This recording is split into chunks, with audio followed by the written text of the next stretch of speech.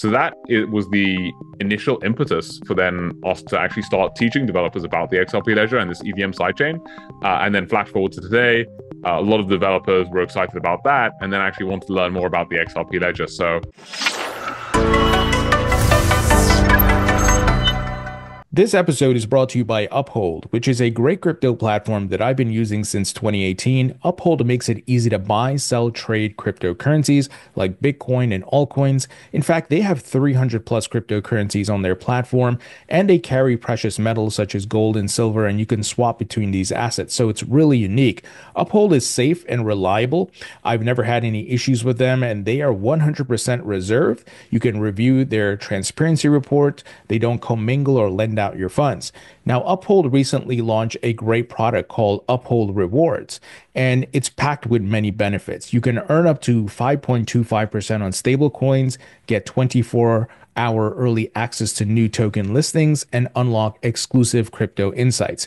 And they support a variety of stablecoins, such as PYUSD, that's PayPal stablecoin, Circle's USDC, and USBC. They will be supporting Ripple's upcoming launch of RLUSD. So this is a really great rewards program. And if you'd like to learn more, please visit the link in the description. Hey, everybody, welcome into the Thinking Crypto podcast. I'm your host, Tony Edward, and my guests today are Dom and Phil Kwok, who are the co-founders of EasyA. Dom, Phil, thank you both for taking the time to do this, and welcome. thanks for having us on. Thanks for having us on, Tony. So Dom and Phil, we were talking before the recording. I discovered EasyA not too long ago, and I love the concept and the education and the ability for folks to dive into different blockchains. And I have a lot of questions for you guys, but let's start with backgrounds. You're obviously brothers, so there's going to be a lot of synergy here. But maybe Phil, you can kick us off and tell us a bit about your professional background. Definitely. Yeah. Dom and I are brothers, so it starts off in a pretty similar location. We were both born in London, UK, so that's the accent. But in terms of background and how we ended up where we are today, first got into crypto in 2013 through Bitcoin mining, stumbled across the Bitcoin white paper, and really just dived into it, learned everything that I could about CPUs, GPUs, FPGAs, ASICs, and that was my first foray into the space. Then went and did my undergrad at Cambridge University, ended up becoming an attorney afterwards. So I was one of the youngest people to pass the New York bar, was out there, worked with Sullivan and Cromwell, and then after that, came back to London, founded EasyA together. So a little bit of a winding track into crypto, then into becoming attorney, and then coming back into crypto afterwards. Dom, what about you? Yeah, so after sort of leaving the UK to go to university, I went to the University of Pennsylvania. So that was obviously a really fun time, a really cool time to learn a lot about, finance. I studied finance at Wharton there as an undergrad for 4 years. I was a Joseph Wharton and Benjamin Franklin scholar. So did a lot of research into obviously, TradFi, but also really dove deep into DeFi. Was really involved in blockchain, the early formations of the blockchain club there, and really, started diving deeper and deeper into the space until obviously, came time for graduation. There weren't as many sort of full-time roles in blockchain back then. So I actually went off to go work for Goldman and Blackstone. So I was an analyst there before actually getting recruited by Travis Kalanick to join his new startup. So at the time, he just left Uber and he was launching a new startup, Cloud Kitchens. And so this was a new thing he was building, and he wanted a couple of people to help him build that out.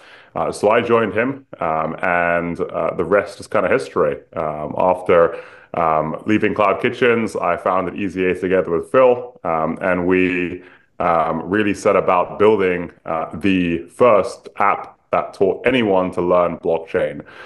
So for the first time ever with EasyA, and this was around 4 years ago now, anyone could just dive into the app and actually start learning about the world's leading layer ones and layer twos. So that's all the way from, a high level introduction all the way down to actually deploying smart contracts, building and launching dApps, and then ultimately attending one of our amazing hackathons where they can actually launch their projects and go on and raise money from top VCs. So that's a little bit about my background, sort of, from the TradFi route all the way to really onboarding people at scale now to Web3 with EasyA. I love it. And which one of you discovered Bitcoin or crypto first and convinced the other, or told them about the Well, other? I ended up stumbling across the Bitcoin white paper, and then Dom ended up seeing me in our parents' basement, sort of fiddling around with this, and he was like, "What are you doing?" That well, there's this white paper, there's this thing called Bitcoin, and I'm mining it. And he was like, "Well, okay," and I guess yeah, he then found out about Bitcoin after that. That's amazing. Um, you were mining Bitcoin, so it sounds like you're maybe mining on your computer, not really using a mining rig or anything like that. Well, it started off was just figuring out, okay, how can I actually contribute to this system? So it was just a Windows computer that I had, Hmm. very, very classic. And then gradually I started investing more in the infrastructure.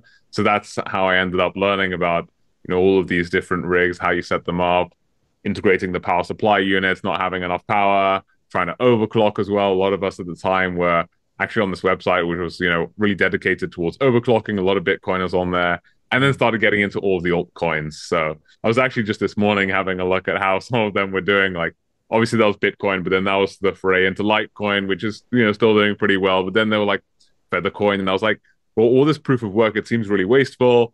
And then there were what people were working on with Primecoin. I checked out Primecoin. I don't think anybody's in this cycle is too excited about Primecoin anymore. But it was basically trying to use this hash power to solve big prime numbers. So anyway, that was me. Started off just as a hobbyist, but then gradually started expanding the rigs.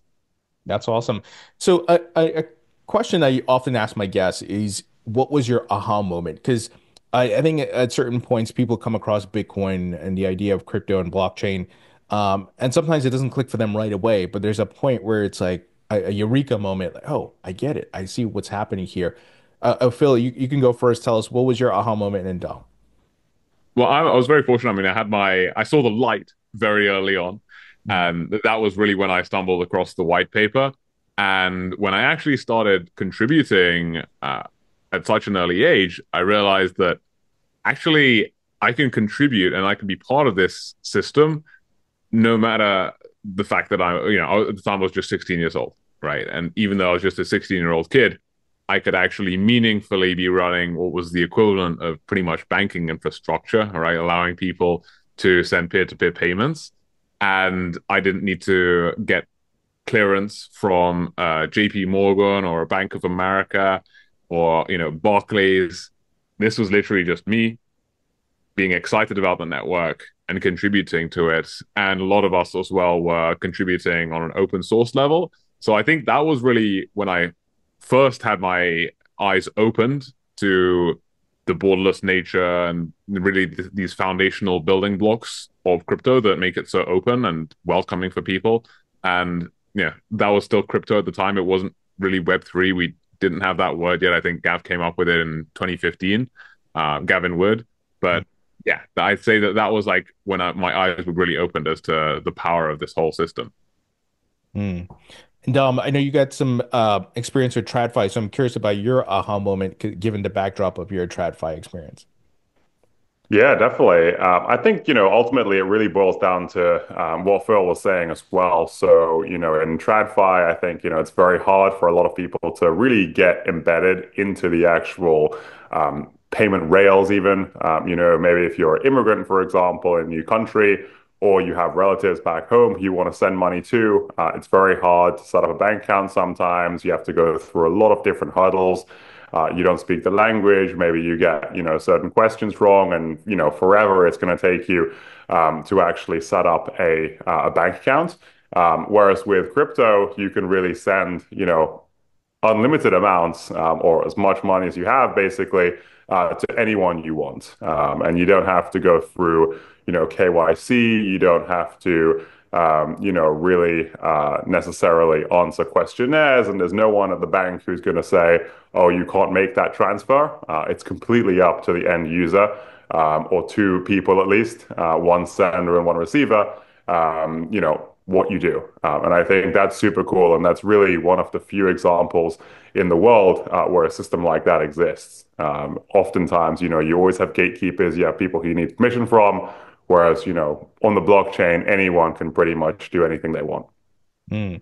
And when did the idea come about to launch EasyA? Take us back to the genesis of this, where you guys may have had these conversations. You're like, hey, let's build this.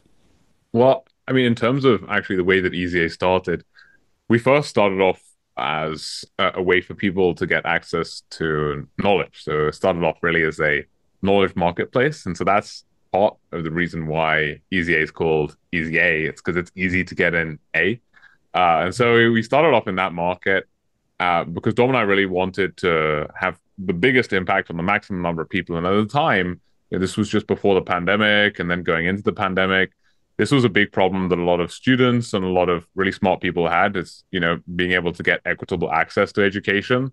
So that was, a big reason why we started EasyA in the first place. And it actually allowed you to connect with people one-on-one. So the app allowed you to send a question in and it would connect you with somebody who was a little bit smarter than you, who could help you to answer that. Flash forward a year or two later, we'd grown, we were super scaling like super rapidly, and we needed a way to scale even faster. And so what we started doing was we actually started building out more of the content in the EasyA app. And we found that a lot of the way that we could actually provide value to users was actually helping them to level up their skills. And so we hosted our first hackathon. That was in London in the UK, and it was a massive hit. And this was what we found as being actually the real lever that we could pull in order to achieve our mission much faster and much more quickly, which was get people and level them up. And so today, obviously, we're one of the biggest Web3 apps. We are the biggest Web3 education app. But really, it all started with actually helping people to solve a problem and solving a problem for them. So, it brought together our experience in building out a network of the smartest people, because we were, I went back to Cambridge when we started EasyA. Don went back to UPenn, Wharton. We started building up this network of incredible people. And then, eventually, obviously, grew into what it is today. That's awesome. And let's say I'm one of the folks watching this interview or listening to it on Apple Podcasts, and walk us through what they can do with this app and what would be the process. Like if they were to go to your website, and what would be like the next steps for them? Definitely. So the first thing to do to really get stuck in is you got to download the EasyA app. So you can head over to iOS or Android Play Store, and you can literally just type in EasyA, all one word, EASYA. Download the app completely free. There's never any payment involved from the user, so don't worry about that. And you can just get started right away. So you download the app, you open it up, you go through a couple of different onboarding screens, and then you can literally decide which blockchain you want to learn about. So you can learn about anything from Solana to Polkadot to Stellar to the XRP Ledger, which is one of the latest challenges that we've just launched in the app. And you can start learning. And for some of the challenges, you can also earn tokens for doing them. So a really cool learn to earn model for the first, couple of hundred people to complete every challenge we drop. And then after that, we actually really encourage you to come to one of our in-person hackathons. So we host a hackathon every month, all around the world, top cities all across the US, New York, San Francisco, Boston, or in Europe. So London, Amsterdam. We do them in Asia as well, Singapore. We have a big one coming up actually in Hong Kong in February, just a couple of weeks away now. So if you're listening, definitely come to that on 18 to 20 February. But yeah, those are great places for you to just meet other smart people in the EasyA community, of which we have over 1 million now. So yeah, really excited to see you in the app, see you at the hackathons, and just see you all around the place. I love that. And I historically, and I've talked about it on the podcast over the years, I've noticed there's been a lack of education, people not understanding what these blockchains do, and the whole idea of uh, DeFi and blockchains and tokenization. And I love the mission that you guys have of educating folks and rewarding them, having some sort of incentive so they can go down that education journey. And it's so needed because I think people get distracted by price, right? They're very much hyper focused on token price, but many don't realize what's coming and that the world is going to run on blockchain, whether it's governments or the private sector. And uh, I just love the mission. And I know I'm not saying that because you guys are on the podcast, but I love it. I love educating people because that's a mission I have as Yeah. well.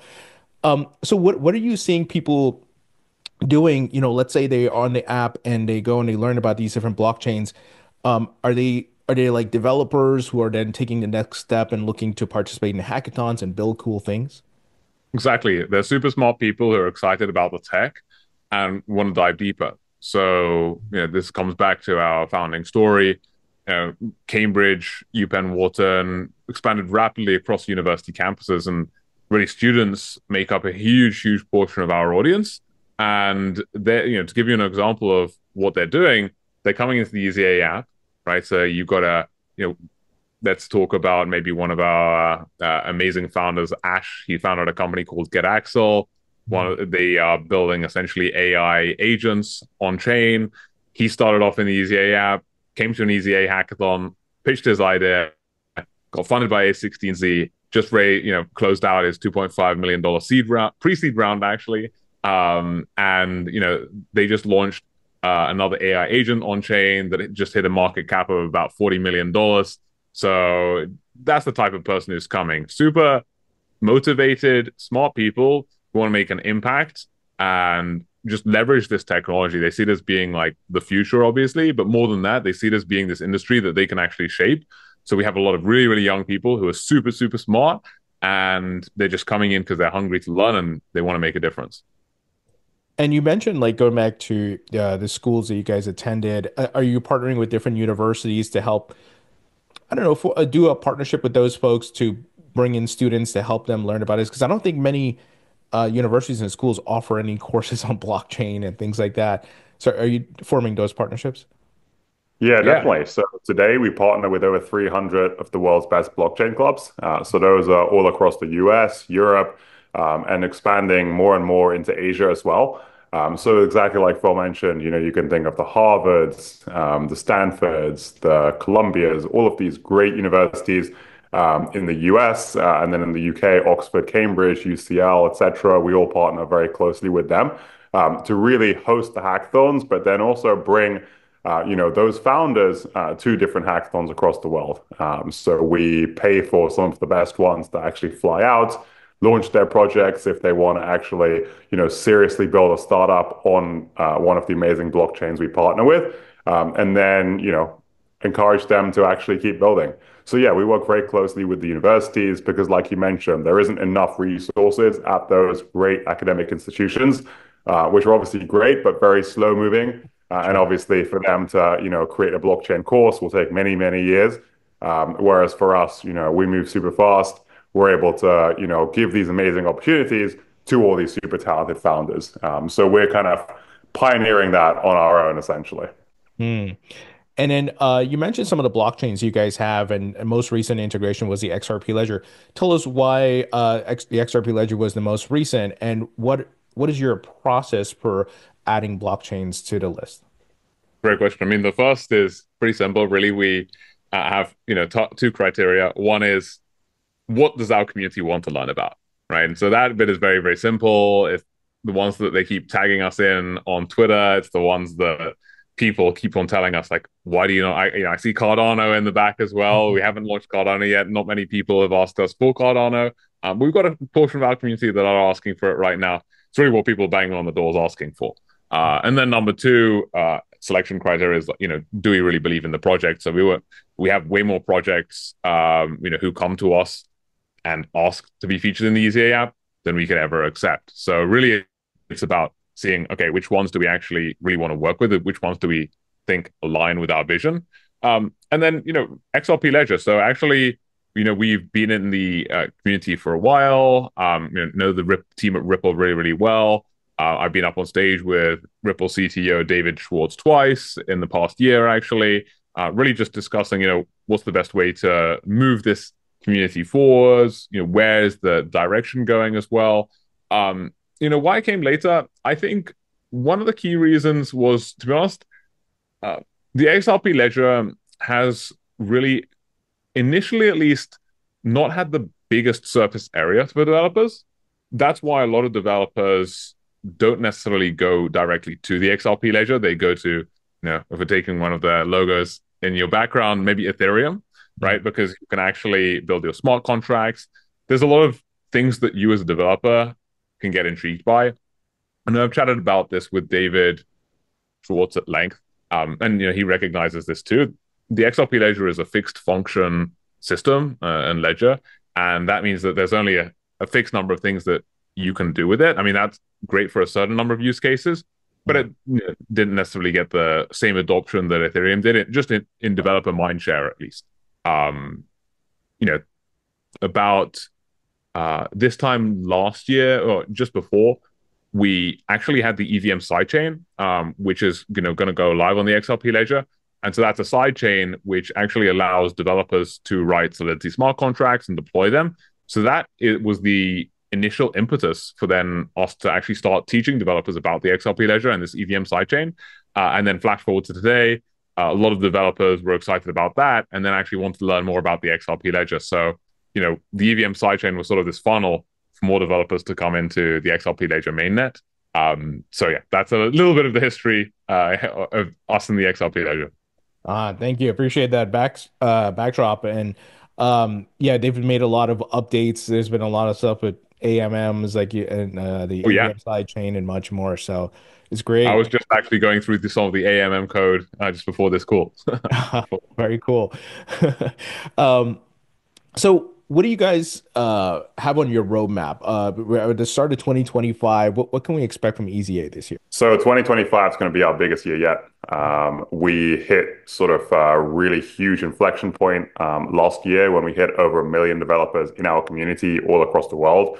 And now, that number is only going to increase. So we're projecting many, many more millions coming into the EasyA community. And also, we have a couple of really big, exciting tech updates. We're going to be speaking at Consensus Hong Kong in February, and we're going to be announcing something massive on stage. Through the last couple of years, hosting all of these different hackathons, working with all of these different amazing pieces of tech, we've really seen a couple of pain points that builders keep on having. And we're going to be able to finally build on that and actually launch the next iteration almost, or next evolution of EasyA, which is going to be incredibly powerful for developers looking to build apps on chain. And we see it as something that's going to really unlock whole huge new demographic of developers for the space. Developer growth in Web3 has been increasing, but it's been, not at the rate that people have wanted to see. And a lot of Web2 devs are still a bit turned off or a bit, hesitant to jump in because there's a lot of new skills they have to learn. And still, mentally, it's very hard for them to make the leap over into Web3. If you take a Googler or a Facebook engineer, for example, it's always a little bit, they have to think twice before getting into Web3. Whereas, with what we're launching, we're going to make it super easy for them. And for anyone who is talented and smart and wants to give it a go, to be able to do just that. So we're going to be talking more about that on stage at Consensus during the main conference itself. So if you're around, definitely come to that. But yeah, that's something that we have a big focus on. And then obviously, continuing to work with the amazing partners we have as well. we see a lot of opportunities as well to sort of bring them all together. Obviously, they sit together in the app now, but then also, technically, we're working on a lot of things that will actually enable people to deploy their dApps across different chains. But again, more on that coming soon. That's exciting, and I can't wait to hear what that announcement is. And we'll probably have to schedule something after that announcement. Yeah, you coming to Yeah, we'll be consensus? happy to share more. Yeah, I'm not sure about consensus yet, due to some other travel plans, but I'm going to try my best Or to maybe make that. consensus Toronto then, the second one. Yeah. Now, with regards to and the app, and this may be something on your roadmap or things you guys may be noodling on, but are you planning to integrate AI in any way? We've seen like a convergence of these two technologies where AI is being used to enhance blockchain attributes. Blockchain is being used to police AI deepfakes and things like that. Any plans to integrate that in different ways? Yeah, actually two ways. Number one is within the EasyA app, we have our own mini IDE, Mm. and that allows developers to go from knowing zero blockchain, like Dom said, they could be, just super smart engineer, but they've never done anything in Web3. The IDE allows them within a very sandboxed environment to go all the way through to writing their own first smart contract and then deploying it on chain. Mm. Um, of course, that is quite sandboxed. And so the current experience means that you can go down a relatively rigid path. But what AI will enable us to do is actually, while still handholding developers and taking them from zero up to deploying smart contract, they could do things that are a lot more advanced. So they could do something that's not just, a cookie cutter smart contract. Maybe they're doing something that's actually quite complex, right? And that's what AI enables us to do. And that's something we haven't actually officially announced that. So maybe that's a bit of a teaser. Or well, not just a teaser. Maybe I leaked a little bit of information there. But that will be coming soon. They'll be coming this quarter. So we have AI enabled features. But the second thing is actually AI agents. So I mentioned Axel, who's working on verifiable AI agents. This is something that's very, very interesting and has a lot of potential. And we are going to be enabling developers to learn more about how they can actually tap into that. So, in two ways. Number one, within the EasyA app, just at a very practical level, and then number two, at a more, at a higher level, really teaching developers how they can actually merge the two together. And we have a couple of really, really cool announcements that we are going to be able to make around that very soon, just with other partners as well, who are very, very hot in this space. Yeah, I'm super excited myself personally to learn more about AI agents. I'll definitely be using the platform to do that. I've spoken to the folks at Coinbase. They've been doing some stuff, enabling stablecoin payments with AI agents. But I'm still trying to figure out, as a content creator, having a podcast and so forth, how could I create an AI agent that does certain things automated and provides value, of course, and maybe earns while I'm sleeping. So Yeah, I'm looking to learn more about that for sure. it's something that, to be honest, just fascinates me. I think about it a lot, especially as a creator myself as well. I think that at the end of the day, people do want that personal touch, and so the AI won't be able to replicate that. They want those personalities. But then again, AI is starting to develop its own personality sometimes, and people are getting very good at giving it personalities.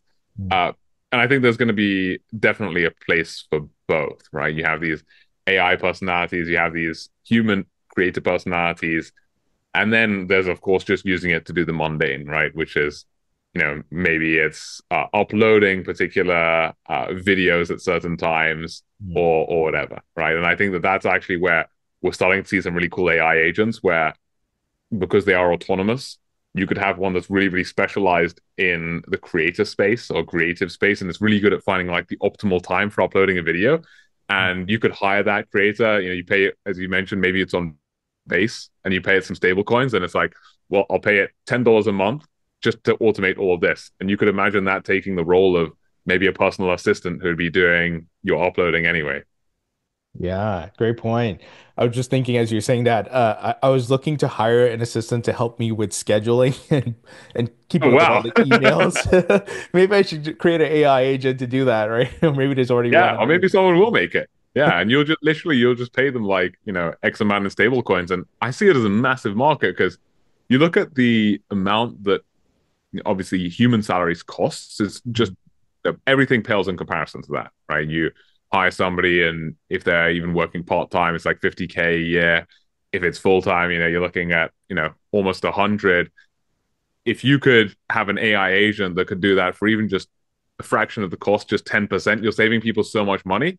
But then again, for the person who makes that AI agent, they're making 10K a year and it's costing them what, like maybe a couple of $100. Like the margins on this will be huge. Yeah, it's it's a brave new world. It's exciting, but it's a little scary at the same time because all this is so different than how we've done things in the past, but definitely exciting. Um, I'd love to get your guys' thoughts on your outlook for Web3. I think you touched on a bit on it, in getting folks to transition from Web2 to Web3. But where do you see us in 5 years? I know this is a hard question, but from an adoption standpoint, are we going to have better wallets? Is the interface going to be easier to onboard a billion people, right? Because I think a lot of people are scared of the 24 seed phrase and backups, but maybe if you put a Web 2 interface, but it's powered by Web 3 in the back, I don't know. But what do you guys think about that? Yeah, I can go first and then maybe Dom, I could give his thoughts too. I see a couple of things happening. Number one, I've been saying this for a while, and the idea of building for consumers first, and a lot of people have been saying this for a while. I think 2025 is the year that we genuinely have these consumer apps that just they put crypto behind the scenes, and they genuinely do. I think we already saw this happening towards the tail end of 2024. So we had apps like Polymarket, which started to make it into the mainstream. We have stable coins, which are just being used through across the board. Huge, huge, huge, huge impact. I think the second thing is as well, I think that some of the mainstays of crypto are just going to become way more ingrained and start to take on a whole new meaning in 2025. That being finance. So we've had decentralized finance. It's been, maybe more of something for hobbyists. Obviously, hobbyists maybe sounds a little bit too small, but it's really been for people who are very, very into crypto. We haven't seen huge amounts of institutional adoption of DeFi yet. I think that 2025 is the year that we have that. And then looking beyond into the 5 years, 2030, we're going to see crypto being used across the board, stable coins obviously being number one. And then number two, also just being in terms of actually, we talked about the XRP Ledger just now. We're talking about crypto being used potentially as a bridge currency, as a way to transfer value very, very effectively. And I think that a lot of the mission for what crypto originally had, which is becoming this value layer of the internet or Web3 has, will actually start to be implemented and people are just going to be using it. So, looking back over the past 10 years, first got into crypto in 2013.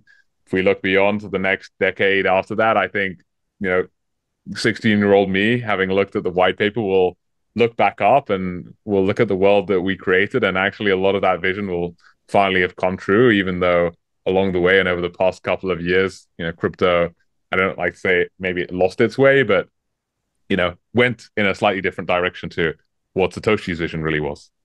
Don, what are your thoughts?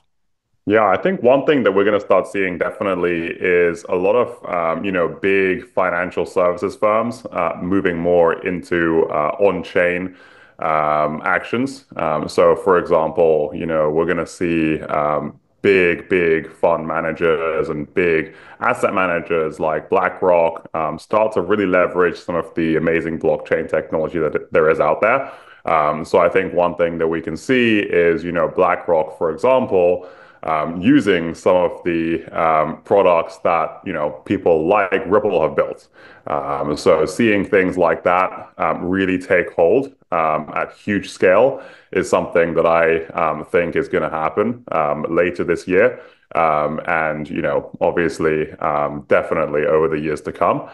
So that's something that I'm really excited for personally. Obviously, given my background working at Blackstone, Goldman, and studying finance at Wharton, that's something that I see as having huge potential. The ability to move huge amounts of money super simply, quickly, efficiently, using the blockchain.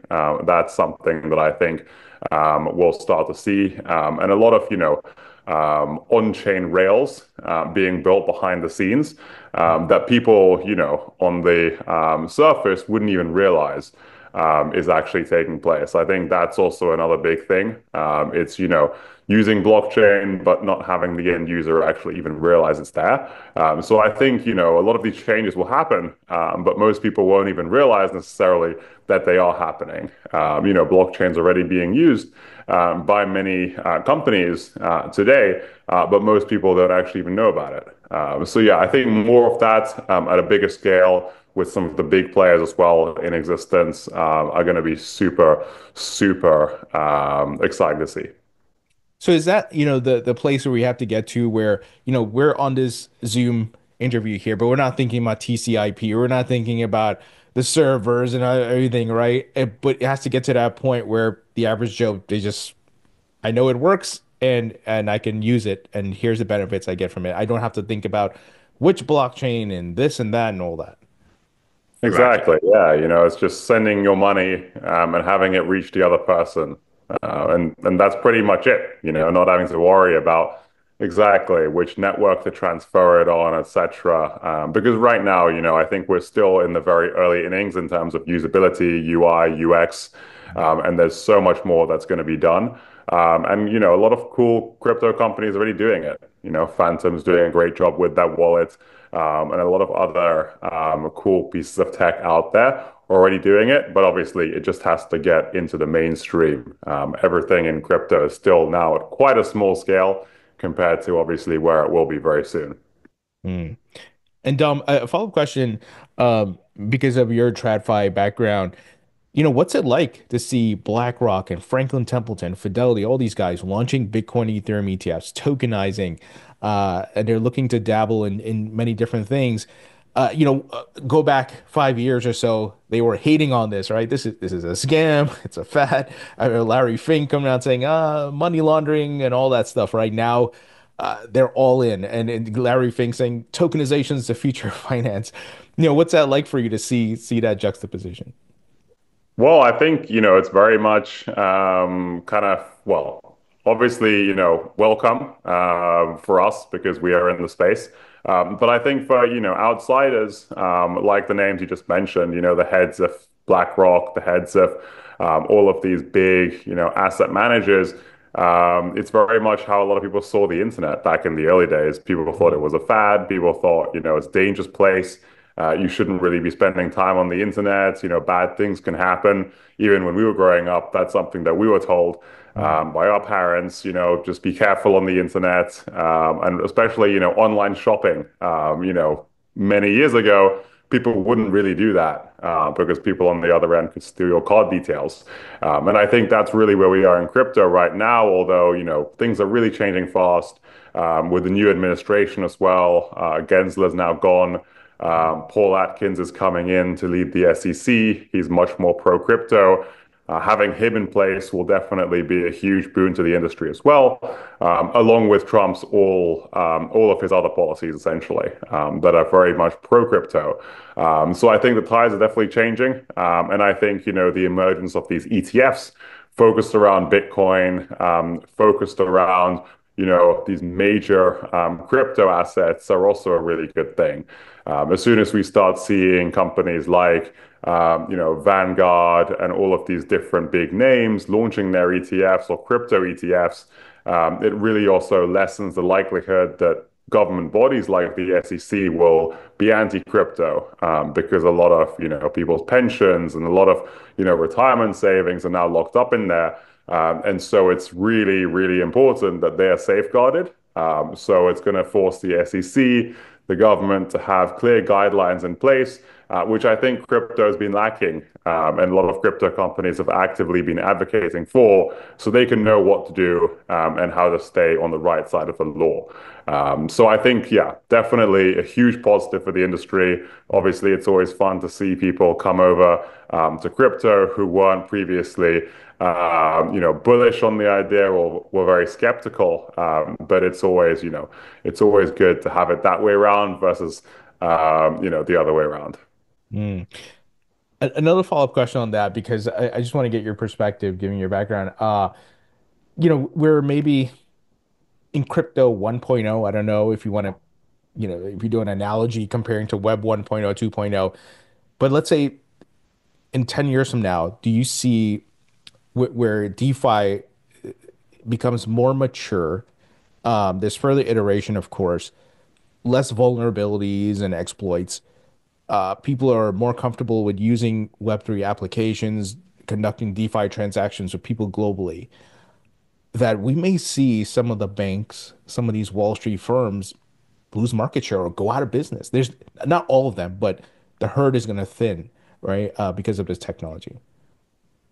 Yeah, definitely. I mean, I think, the way that finance has taken shape over the last, 20 years, the emergence of all these big banks, today, Goldman Sachs, Morgan Stanley, JP Morgan, I think we could very well see new versions of those, bulge bracket banks, so to speak, those sort of, biggest 10 banks in the US, really become replaced by, DeFi establishment, so to speak, or decentralized financial institutions, as opposed to those real big bastions. All companies have a life cycle, and the same thing will be for banks. Apple won't be the biggest tech company, forever, and the big banks won't be the big banks forever. Whether that is a new bank or a group of new banks, challenger banks, or maybe, completely decentralized banks, will be remain to see. But I do think there will be, one or two really big players in the DeFi space who do come up and actually replace some of them, especially if regulation allows it. I think right now, obviously the regulatory environment has made it very tough for that to happen. There are massive companies in crypto like Ripple with huge amounts of money to spend, but they've been pretty much hindered by the SEC because they haven't had clear guidelines and they haven't had a clear path, over which they could follow. But now, obviously, they have that. It's really full steam ahead, and time will tell which ones are really going to be replacing the traditional banks. So I think, yeah, it's going to be a really exciting next couple of years. And I think, everyone will benefit from it. More competition is always better for everyone, especially the end consumer. And that's ultimately the basis for a capitalist society. Yeah, absolutely. Well put. Phil, as far as, Dom mentioned some stuff about this year and the exciting times, the change in the regime, of course. What are you excited about for this year? Do you anticipate a continued boom, not just in price, but just innovation, right? And building, because people don't have to look over their shoulders and with regulation by enforcement and all these things. Absolutely, definitely.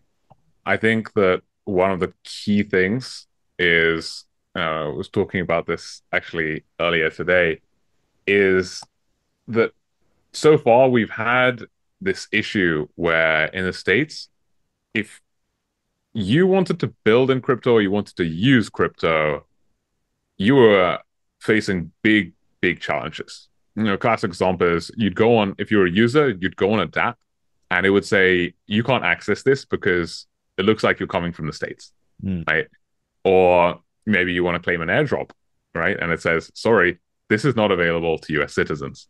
On the builder side, you're scared to launch in the States because, well, bad things might happen, right? And you might get sued, you get a Wells notice, all sorts of things. And you might get debanked as well. A lot of founders being debanked. So there have been serious issues facing people who are building. So what I'm really excited about is what happens when people no longer have to be scared about building for crypto users, and users in the States can actually access this. So finally we can have this, the States, we've got some of the richest people in the world and, most spending power out of any country in the world as well. People are going to be able to access all these new products for the first time, and builders are going to be able to build for one of the richest demographics in the world. And I think that that is something which really, really excites me.